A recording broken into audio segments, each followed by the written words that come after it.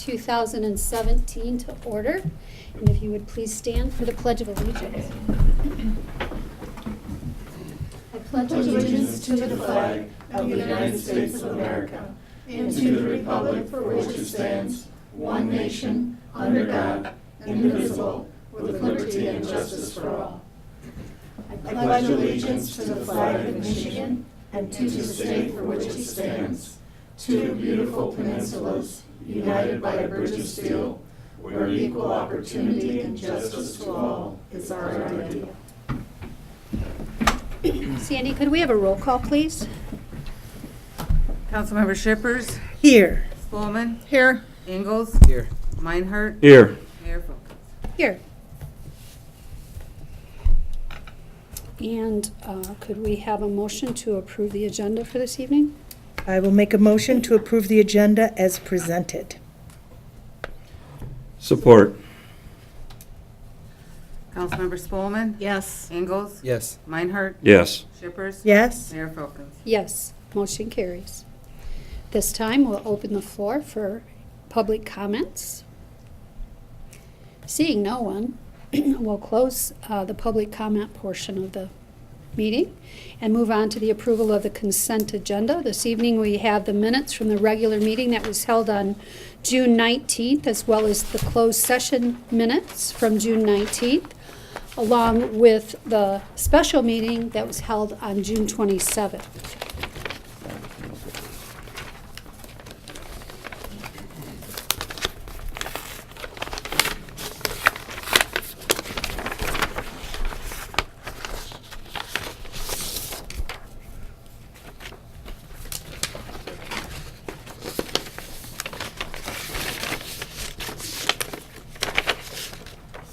Motion to approve the consent agenda as presented. Support.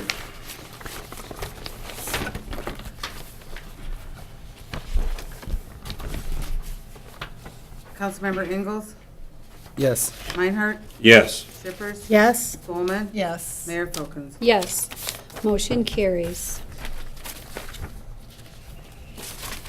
Okay, and this evening we have some communications.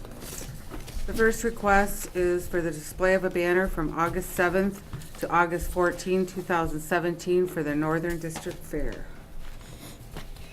Motion to approve the banner for the Northern District Fair from August 7th to August 14th.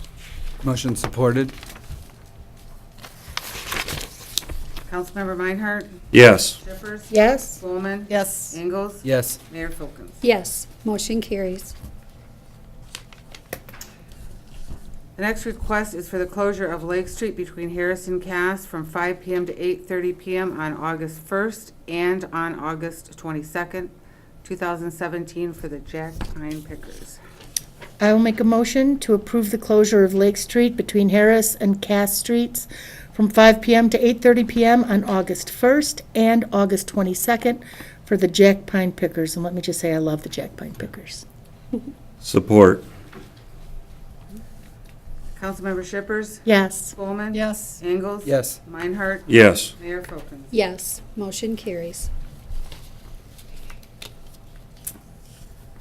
The next request is for a beverage tent from 10 a.m. to 11 p.m. and the closure of Lake Street between Harris and Cass from 7 a.m. to 11 p.m. on August 5th, 2017 for the After 26 Depot Music Fest. I'll make a motion to approve a beverage tent from 10 a.m. to 11 p.m. and the closure of Lake Street between Harris and Cass from 7 to 11 p.m. on August 5th, 2017 for the After 26 Depot Music Fest. Support. That's turned into a really good event. I think this is its third year. It was really big last year. They've got great music coming, lots of exhibits. Mhm. Good event, for a good cause, too. For a really good Yeah. cause, yep. Councilmember Spolman, Yes. Ingalls, Yes. Meinhardt, Yes. Shippers, Yes. Mayor Folkins. Yes, motion carries. We'll move on to the appointments, or the appointment. Yes, it's being recommended to approve the reappointment of Judy Coffey to the Cadillac Housing Commission for a 5-year term to expire on July 19th, 2022. 2022 seems like such a long ways away. Long time. That'll be here in a minute and a half. We would- I'll make a motion to approve the reappointment of Judy Coffey to the Cadillac Housing Commission for a 5-year term to expire on July 19th, 2022. And let me just say, I love Judy Coffey, too. Thanks for your service all these years. I wonder how long she's been serving. Since 2007, she was appointed, first appointed. Mhm. So Wow. already 10 years, 2 terms. Support. Councilmember Ingalls? Yes. Meinhardt? Yes. Shippers? Yes. Spelman? Yes. Mayor Folkins? Yes, motion carries.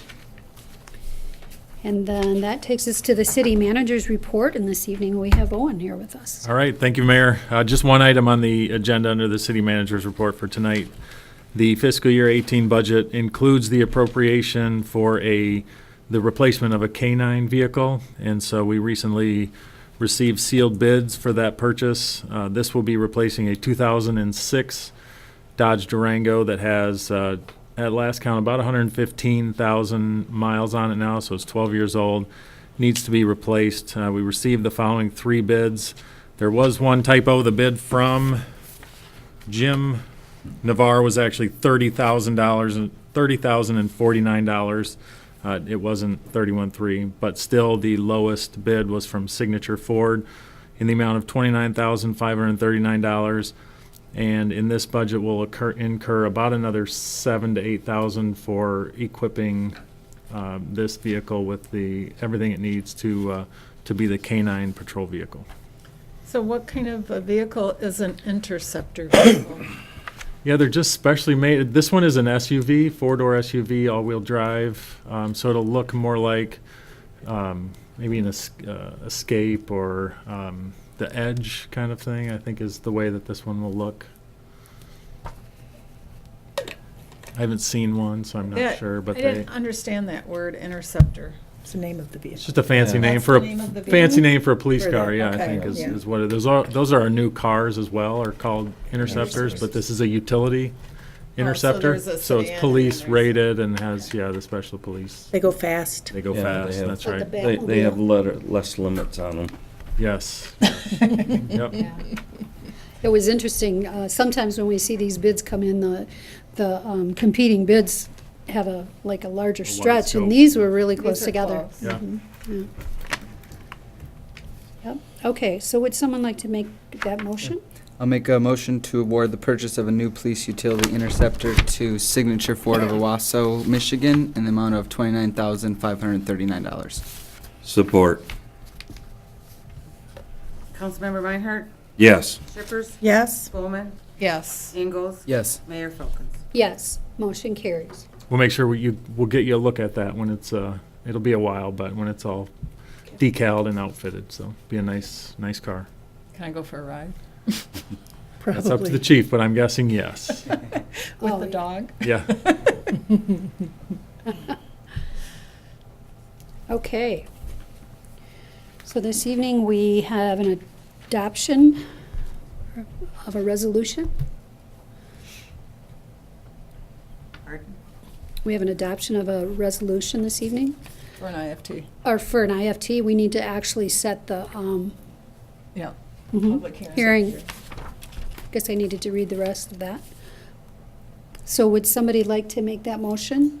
I will, shall I? Yeah, I I'll was make a just gonna give motion. some background, but. Okay, go ahead, give some background. Okay, Marcus usually introduces these, so I'm Okay, sorry, I'm about that. kind I of can falling. take it if you'd like. Oh, sure. Okay.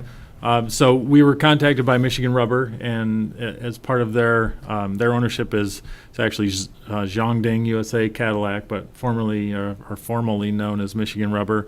As part of some other work they're doing, they're also building a building, and so they needed to apply for the industrial facilities tax exemption certificate. The cost is estimated to be $516,655.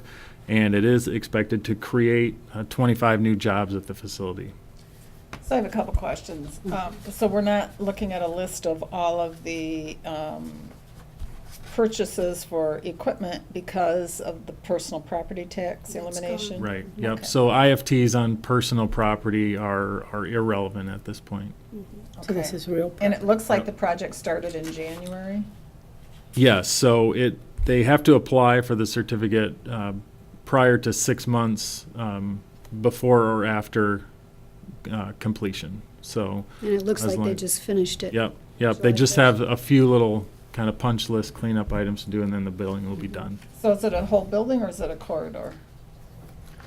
It's called a connector building, so I haven't seen it actually, but to me that means that there's probably a couple buildings that are being joined to bring in some new stuff. So So it's 516,000, is that the amount of tax we're forgiven, or is that the amount, the improvement? nope, that's the amount of the improvement. What's that Yeah. worth to us then, on the? It depends on what the building is assessed at. So if it's basically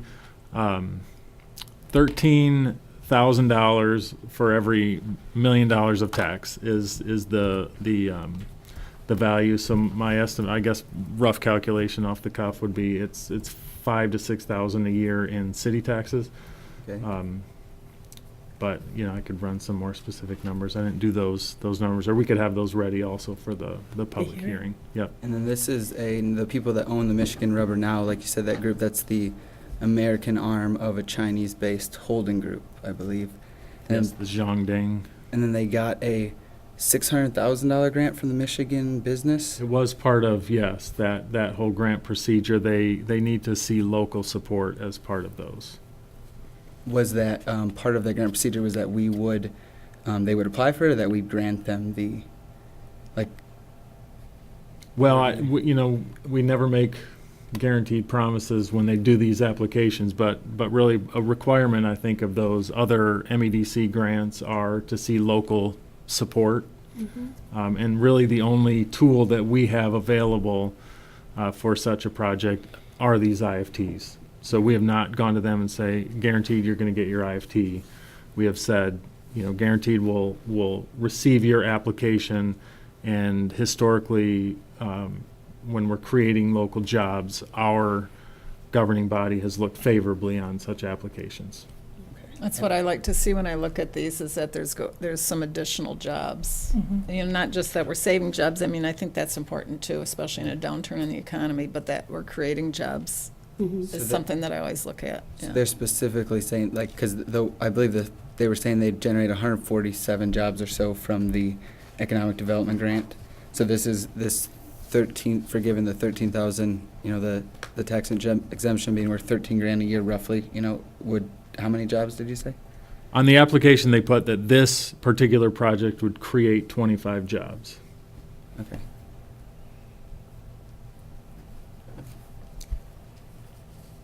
It's allowing them, and there was a connector building and then a storage building, so there were two projects that they worked on in those. And it's to allow them to add more injection mold pieces of equipment, 11 more. And then also for them to be able to have some storage space and move things around so that they can have better utilization of their current space.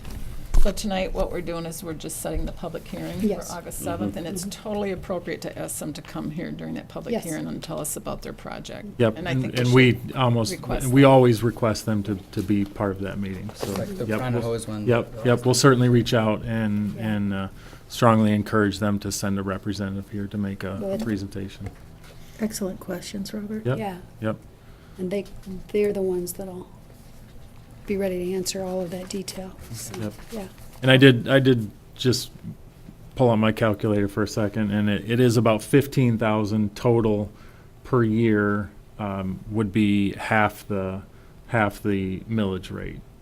If that, that would be the full millage rate. So if you abate half of that, it'd be about a $7,500 per year value. Okay. Okay. So I'll make a motion to adopt a resolution and set a public hearing for August 7th, 2017, to consider a request from Michigan Rubber Products for an industrial facilities tax exemption certificate in the amount of $516,655. Support. Councilmember Shippers, Yes. Coleman, Yes. Ingalls, Yes. Meinhardt. Yes. Mayor Filker. Yes, motion carries. Okay, then this evening, we also have the minutes from the last Downtown Development Authority meeting, just for our review. And at this time, we will open the floor for public comment.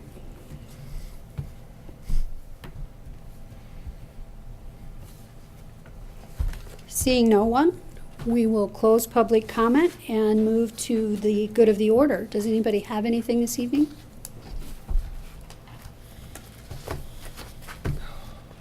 I had a couple of things when it would be appropriate.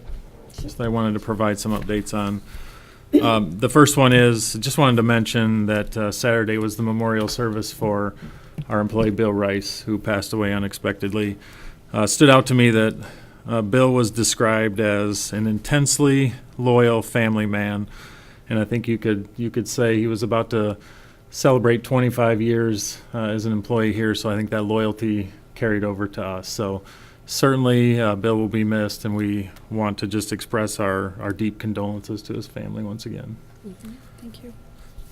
The next update, we've been talking, we had a gentleman come and make a presentation about wanting to sort of adopt some of the disc golf course at Kenwood Park. So he's developed a small group called the Friends of the Kenwood Disc Golf Course, and they're going to be holding an event out there the weekend of July 28, 29, and 30. And the event is continuing to kind of grow and evolve, and just want to make you aware. It's kind of a unique event, especially for the space and the site. They are going to bring in some music, some live music to perform in some of the pavilions out there. They're going to be having some hot dogs and some other things out there. We haven't had a request come that we feel would require council approval, but since it's a unique event at the park, we wanted to make you aware of the things that are going on there. So the schedule is 5 o'clock p.m. to 9 o'clock p.m. Friday, Saturday, and Sunday with music and just hanging out and trying to raise money to help the disc golf course. The gentleman has been really great to work with. He's met with our events team, or talked to our events coordinator. He's met with the police department about potential issues that they would maybe identify that need to be at least thought through prior to the event.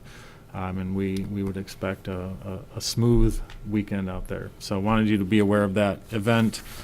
Wanted to let you know that the first request for sealed bids for the city-directed sites for mobile food vending have now been requested. Those ads were in the paper over the weekend and today. And so the bids on those sites will be due July 31st, which is a Monday at 2 p.m. There are 6 sites available, 3 for mobile trucks, 3 for carts. Minimum bids on the carts are cart sites are $500, and for the truck sites it's $1,225. And then finally, I know sometimes we ask about construction updates, and so we have a number of projects going on. Their project on Ford, Smith, and Wheeler Street, which is towards the north, that work is expected to begin this week. Reith Riley is supposed to be scheduled to begin tomorrow on milling up the streets that are there, so hopefully that work will progress without delay. Holly and South Street, along with the cul-de-sacs on that project, should be getting curb and gutter poured this week, and potentially we could pave some or start paving this week out there. So at long last, they'll have some nice new pavement out there at that project. Marble Street, that's been a very significant project, mainly because of the amount of utilities infrastructure work underneath the street. So they're still working on the sanitary and storm sewer over the next couple days. We had to remove 4 really, really large trees in order to do the project right. So those have been taken care of, and they should start putting down some gravel in the road bed and start the curb here, hopefully again this week. And then finally, Blodgett and Garfield, which is kind of to the east here, that's also supposed to start this week with milling of the streets as they are right now. So lots going on the construction front, but I just thought you'd be interested in that update in case you get any inquiries on that. Is it possible for us to give an update to, to the newspaper to I've seen out on social media where, people are questioning why we haven't, that we're running behind. Is there a way to give an update on our schedule of all of those streets and how things are going? Sure. And there's also a question about the market, and maybe if we could give people an update on where we are with that, Okay. it might be good. Okay. We'll certainly get this similar information out really on our Facebook page. We can Okay. probably get that out there tomorrow. And then I can connect with Rick and see if they'd be interested in helping us get that. That'd be great, because not that word everybody out is as on well, social so. media, and Yep. so if we could do a combination of the two, that would be really helpful. Yep, that's And a of good course, idea. we can answer people's questions, but for Sure, we those- can, we can get it on our Facebook page tomorrow, and then we'll see what the paper would be willing to do for us. Okay, So what is the status of the market? The status of the market is, I was projecting we had probably $500,000 to $600,000 that we could identify to spend, and the bids came in at 1.2 million. they came So- in very high. Yep, so we're still, we have a meeting Wednesday with the low bid contractor. We're still trying to work out some details on maybe some value engineering and some other ways to try and help that be a little bit more palatable. So Okay. we'll keep you posted on that. But Thanks. next meeting is Wednesday with the low bid contractor. Good, thank you. So I see that we all got a packet from Tim Ellenboss about, I gave that to you.